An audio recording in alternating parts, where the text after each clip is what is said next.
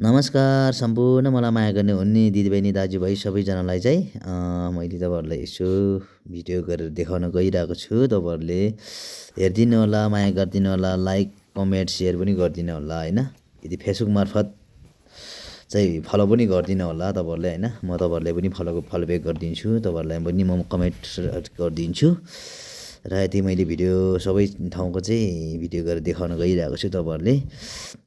यो भाइले चाहिँ कति भिडियो गरेर हाल्न गइरहेको छु भनेर चाहिँ कहिले पनि नभन्नु होला तपाईँहरूले हैन। हाम्रो यो चाहिँ फेरि तपाईँहरूले नुवाकोट जिल्ला डुब्सर गाउँपालिका वार्ड नम्बर 4 र 3 को बिचमा चाहिँ हाम्रो नाडाङ बुद्ध पार्क हो यो चाहिँ हैन त।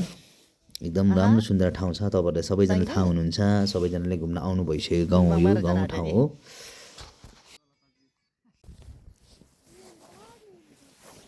यो चाहिँ सर्लक्कै यता चाहिँ तपाईँको जादु छ है। यो चाहिँ अब घुमाउनु त सक्दैन होला, यो टाँसेको होला सायद है, नक्सामा त हेर्न मन आयो। तपाईँले राम्रोसँग हेर्न सक्नुहुन्छ कि यो चाहिँ ढिक्की।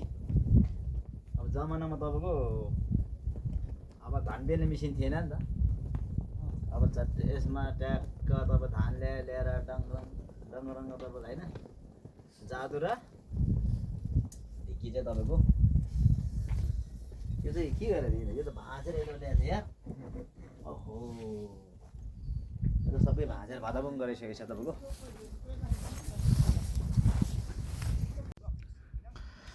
यता चाहिँ मैले पछाडिबाट तपाईँहरूलाई पुरै खिचेर देखाइरहेको छु हैन। यो चाहिँ किनभने अब सबै ठाउँको देखाइरहेको छ नि त मैले।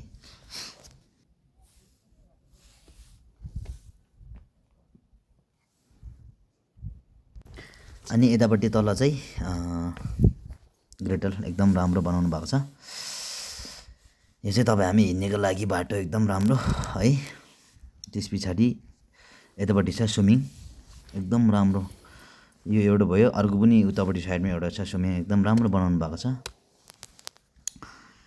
यसमा चाहिँ एकदम पानी हालेर अहिले चाहिँ एकदम सो देखिरहेको छ हैन।